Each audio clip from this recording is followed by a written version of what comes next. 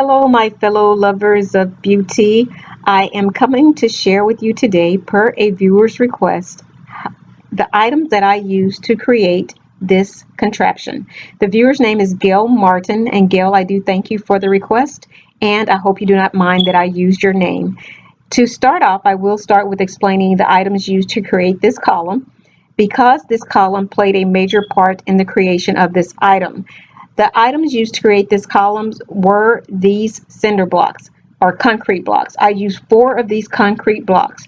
I glued 2 of them, one on top of the other, hole for hole first, and with the other 2 I did the same thing, one on top of the other, hole for hole, hole for hole. Once I knew they were glued and adhered together, I then flipped one of the 2 on its side and glued the other 2 on top of it to get the 4-hole column piece. And here's an example. Here are the 2 glued together, the seams that you see there.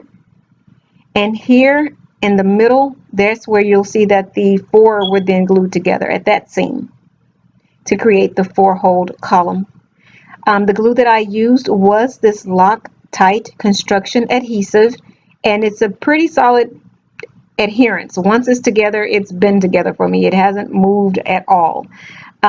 Once I had those 4 glued, I then stuck this post into one of the holes, and once that was inside of the hole, and here's an example of it right there inside of the hole, I then took my Quikrete and poured it around the post hole first. Once I had it in that hole, I then put it in the other 3 holes as well. And that's a 60-pound bag of Quikrete, so you can just imagine how solid these columns are. So there's an example of the 1 hole there, and the others here, there are 2 here that I then poured the Quikrete into as well. Once, like I said, this item is solid. Once it has completely dried, which I think I let it dry for like 2 days, it really is solid. The post that I used for the curtains to hang on, this is a 3/4 inch 10-foot galvanized steel pole that I used.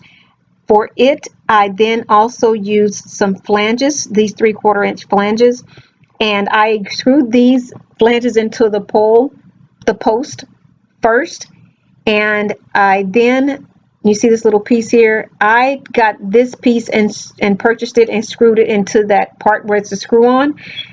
Because this post, this galvanized steel post, is not a screw-in, I opted not to get that one because I think it was like $30 higher. I just got this screw-in piece as a extra, and that way I could just slip the pole into the flange. Once I did that, I was pretty much done. So you're just going to do that same screw-in of the flange at each of your 4x4 10-inch post, and you're done.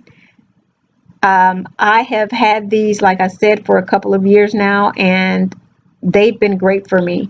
I hope everything works out for you, Gail, and your creation, or any of you who try it. If you do try it, I would love to see it. So if you have a YouTube channel, please let me know, and I'd love to go take a look at it if you decide to make a video on it. If you have any further questions, please leave them below. I'll be more than happy to try to help them or answer them for you. Thank you again for the request, and to all of you, continued blessings to you all. Bye-bye, guys.